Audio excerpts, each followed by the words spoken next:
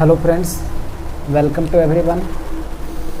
देखिए, basic term जो हम लोग पढ़ रहे थे उसमें आगे आज हम लोग पढ़ने वाले हैं Faraday law of electromagnetic induction and Lenz law.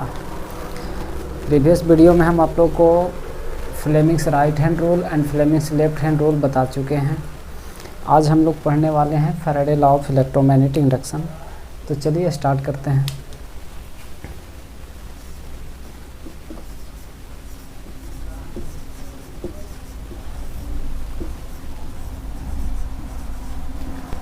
Faraday law of electromagnetic induction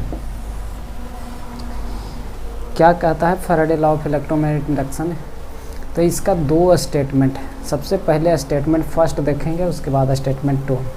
statement first क्या कहता है?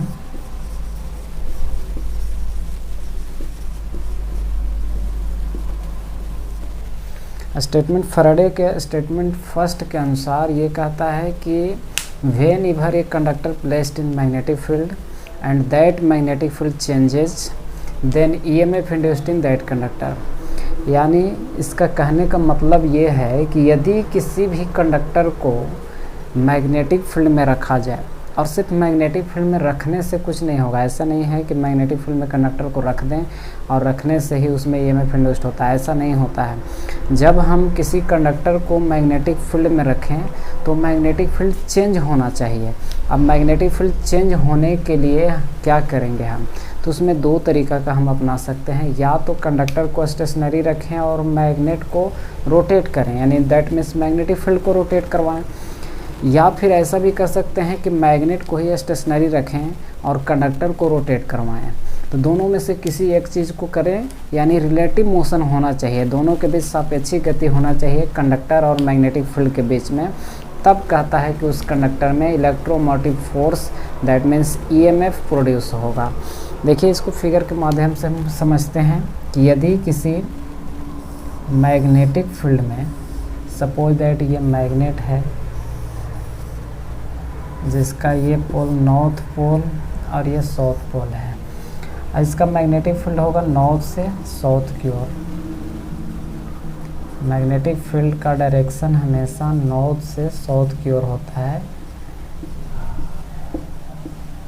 और इस मैग्नेटिक फील्ड में यदि हम कोई कंडक्टर को प्लेस्ड कर दें, सपोज दैट ये हमारा कंडक्टर है,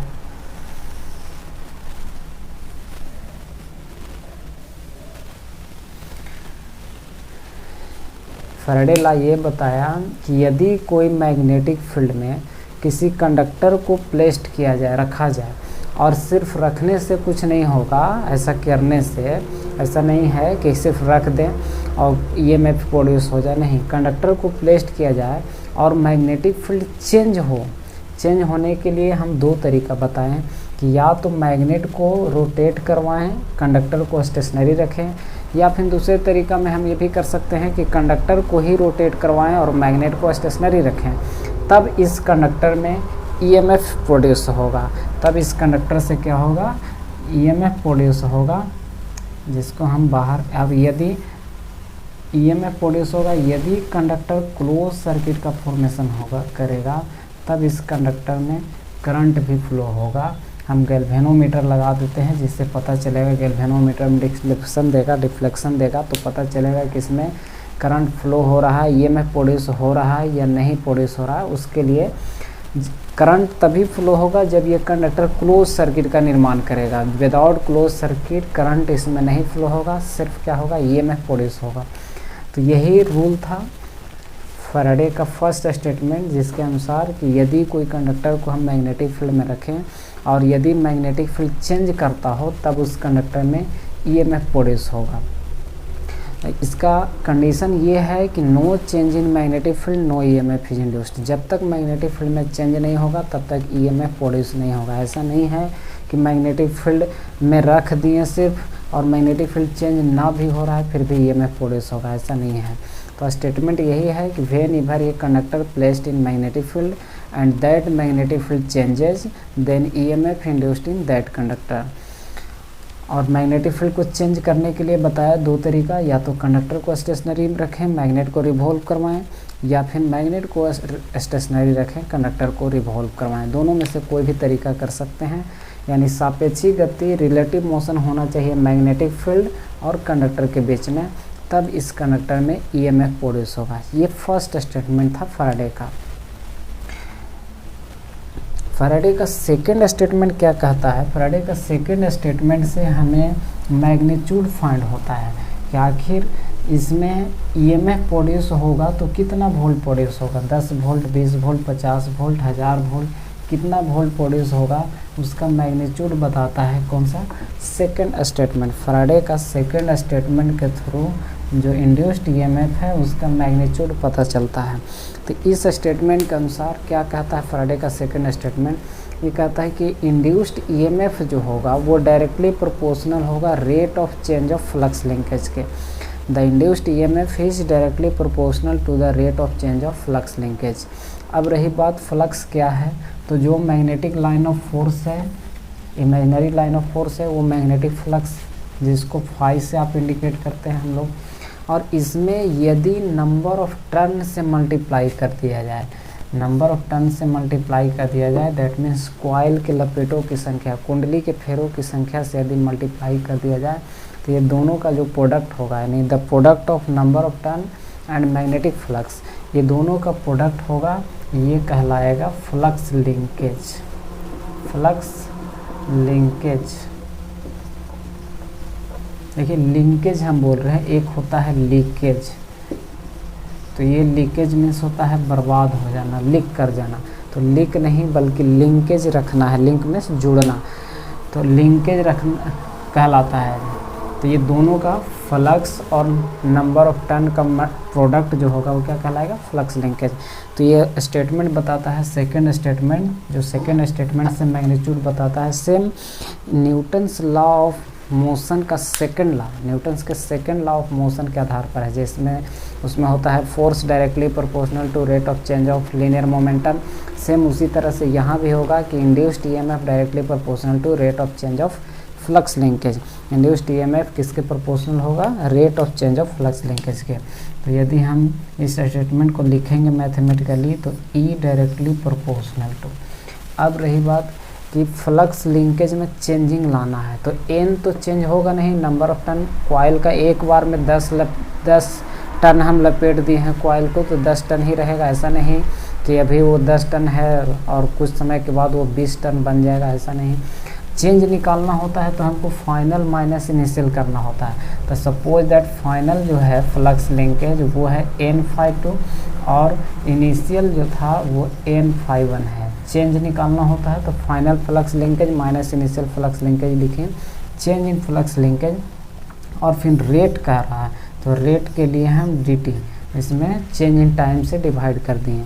यानी स्टेटमेंट क्या कहा कि induced EMF is directly proportional to the rate, rate कहने का मतलब टाइम से divide, rate of change of flux linkage, flux linkage में परिवर्तन के दर के समानुपाती हुआ इंड्यूस्ड ईएमएफ। यही सेकंड स्टेटमेंट है।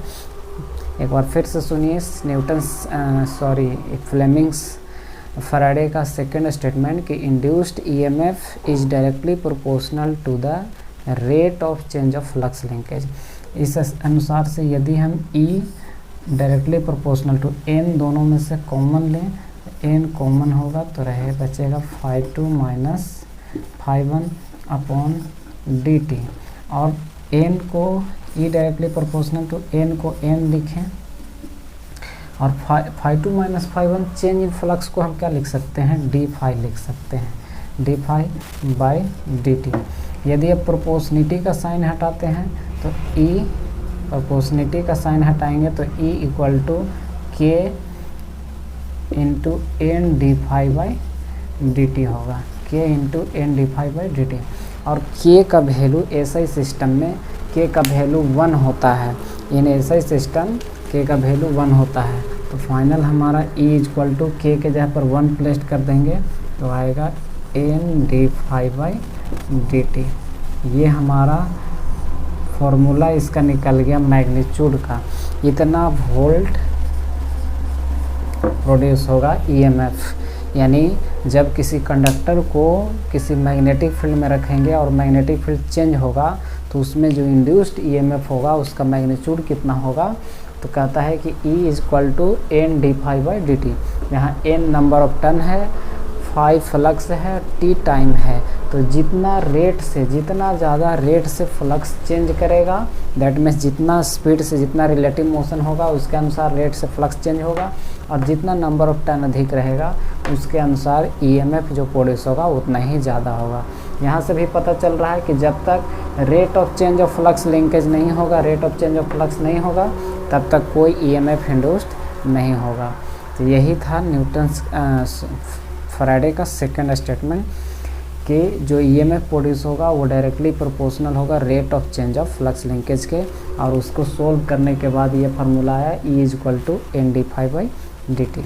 तो ये दोनों स्टेटमेंट आपको याद रखना है, फैराडे का first statement and second statement. कभी कभी एग्जाम में आपको डायरेक्टली स्टेटमेंट ही दे देगा कि the induced EMF is directly proportional to the rate of change of flux linkage, this statement is associated with which statement of Faraday. यानी Faraday के किस स्टेटमेंट है, तो आपको ये भी याद रखना है कि फैराडे का फर्स्ट स्टेटमेंट में क्या बोला गया है, फैराडे का सेकंड स्टेटमेंट में क्या बोला गया है। तो ये सेकंड स्टेटमेंट आपको ऑप्शन में टिक करना होगा। नेक्स्ट आगे रूल हम लोग पढ़ते हैं फैराडे लॉ के बाद लेंज लॉ। एक लेंज के नियम भी है, वो लेंज के नियम क्या कहता है।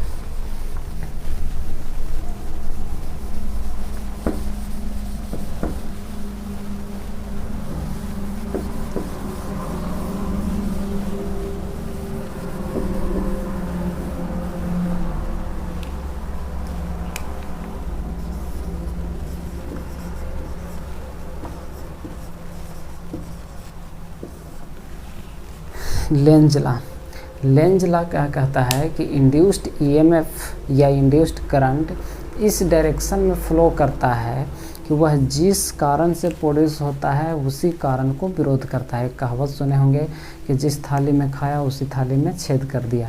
यानी सीधा से यही थ्योरी पर, यही कहावत पर ये बेस्ड है रूल कि the induced current flow in such a direction so that it oppose the cause that has produce it. यानी उत्पन्न विद्युत वाहक बल इस दिशा में प्रवाहित होता है कि वह जिसके कारण प्रोड्यूस होता है उसी को विरोध करता है। लेकिन ये नहीं पता चलता है कि किसके कारण कौन प्रोड्यूस हुआ और किसके कारण कौन किसको विरोध किया। तो सबसे पहले देखिए, प्रोड्यूस होने के लिए हम लोग पढ़े हैं फैराडे के नियम कि इंड्यूस्ड कब होगा ईएमएफ, कि जब कोई कंडक्टर को किसी मैग्नेटिक फील्ड में रखा जाएगा। तो सपोज दैट ये हमारा मैग्नेटिक फील्ड है, ये मैग्नेटिक फील्ड है जिसमें एक फ्लक्स है। सपोज दैट मान लेते हैं कि इतना बड़ा मैग्नेटिक फील्ड है जिसमें ये फ्लक्स जो है, ये फ्लक्स है फाई मेन, इसको हम मान रहे हैं। जो फ्लक्स है इसको बोल रहे हैं फाई मेन फ्लक्स है। यानी इस मैग्नेटिक फील्ड में कोई कंडक्टर को रखते हैं। सपोज दैट ये कंडक्टर या कॉइल जो भी है। तो हम लोग पढ़े हैं कि जब कोई मैग्नेटिक फील्ड में कोई कंडक्टर को प्लेस्ड किया जाए और मैग्नेटिक फील्ड चेंज करता हो तब उसमें ईएमएफ इंड्यूस्ड होता है। तो इस मैग्नेटिक फील्ड में ये कंडक्टर को रखा गया है, मैग्नेटिक फील्ड चेंज हो रहा है, तब इसमें ईएमएफ प्रोड्यूस हो रहा है। अब जो इंड्यूस्ड ईएमएफ होगा उसका डायरेक्शन कैसे होगा, ये चीज़ हमको पता करने के लिए हम लेंज लॉ लगाए हैं। तो लेंज लॉ सबसे पहले तो इसके लिए आपको ओस्टेड का नियम भी पढ़ना जरूरी है। ओस्टेड का नियम क्या बताया गया था, सबसे पहले ओस्टेड के द्वारा ये बताया गया था कि यदि किसी कंडक्टर से करंट पास होता है तो उसके चारों ओर मैग्नेटिक फील्ड एग्जिस्ट होगा। यानी कोई भी कंडक्टर में वायर से या करंट पास हो रहा है तो उसके चारों ओर मैग्नेटिक फील्ड बनेंगे, यानी चुंबकीय क्षेत्र बनेंगे। ये ओस्टेड के द्वारा बताया गया था। तो यहाँ पे भी सोचिए उसी के तरह से कि जब मैग्नेटिक फील्ड में इस कंडक्टर को रखें तो मैग्नेटिक फील्ड में चेंज हुआ जिसके कारण इसमें ईएमएफ इंड्यूस्ड हुआ। ईएमएफ इंड्यूस्ड हुआ तो इसमें करंट भी फ्लो होगा यदि कंडक्टर क्लोज पाथ का फॉर्मेशन करेगा।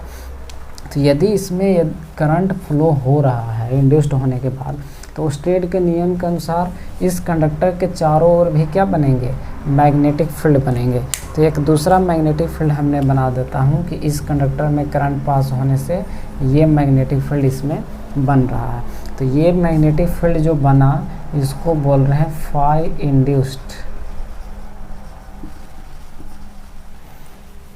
अब दो फ्लक्स हो गया, देखिए एक फ्लक्स मेन फ्लक्स और दूसरा इसमें ईएमएफ इंड्यूस्ड हुआ तो इसमें करंट पास हुआ, तो ओस्टेड के नियम के अनुसार इसके चारों ओर क्या बनने लगा, मैग्नेटिक फील्ड बनने लगा।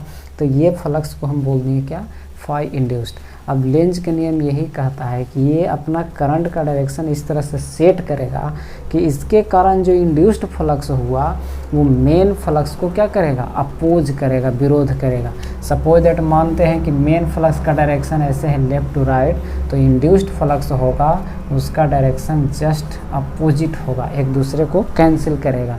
यही लेंज के नियम कहता है कि अगर जो ये मेन फ्लक्स नहीं रहता तो ज़रा बताइए ये इंड्यूस्ड फ्लक्स होता क्या, नहीं। कोई भी जब तक मैग्नेटिक फील्ड में हम कंडक्टर को नहीं रिवॉल्व करवाएंगे तब तक ईएमएफ इंड्यूस नहीं होगा। तो ये मेन फ्लक्स के रहने के कारण ये इंड्यूस्ड फ्लक्स हुआ। अब जब ये फ्लक्स इंड्यूस्ड हो गया तो ये कहता है कि हमको जो प्रोड्यूस किया है, दैट मीन्स ये फ्लक्स इसको प्रोड्यूस किया है और इसी को ये क्या करता है, अपोज करता है। यानी सीधा सी भस्मासुर वाला, यहाँ भस्मासुर का कहानी है कि जब भस्मासुर को दे दिया गया वरदान तो पहले कहता है कि हम शंकर जी को ही ट्राई करवा दें, यानी जो हमको वरदान दिया पहले उसी को हम ख़त्म कर दें।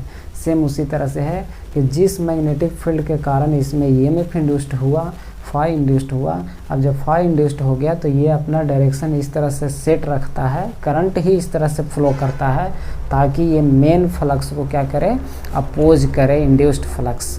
बस यही रूल था।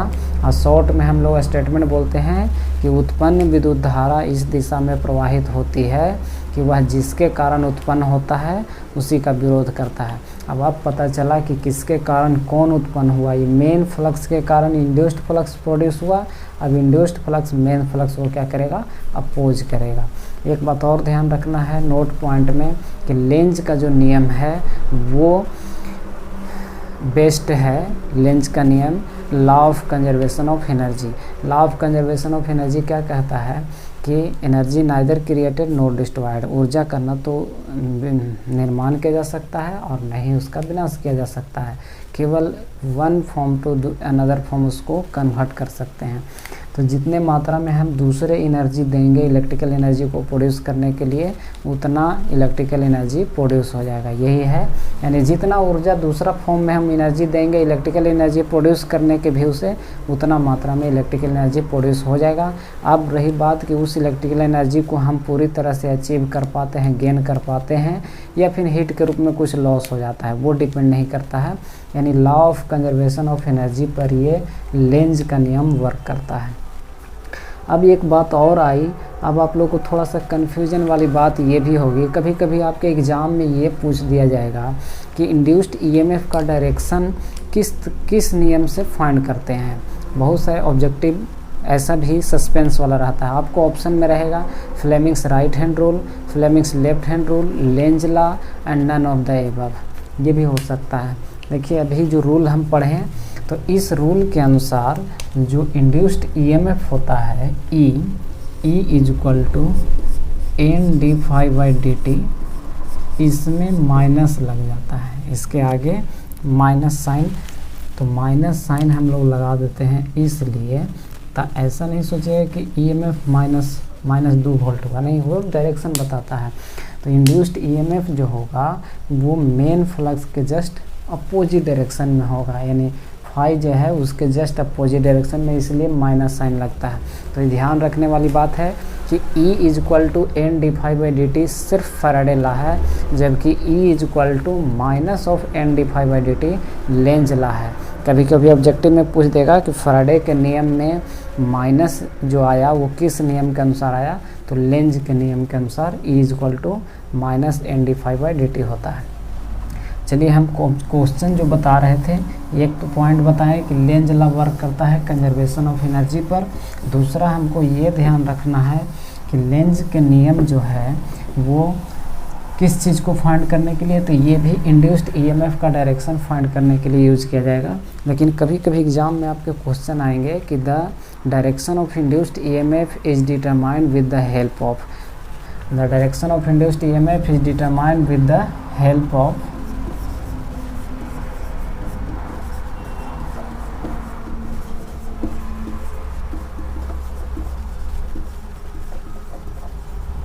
the direction of induced EMF is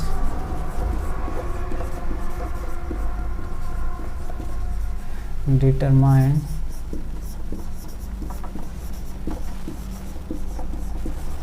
with the help of, A option में दिया हुआ है फ्लेमिंग्स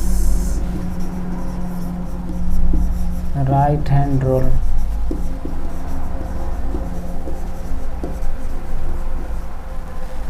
बी ऑप्शन है फ्लेमिंग्स लेफ्ट हैंड रूल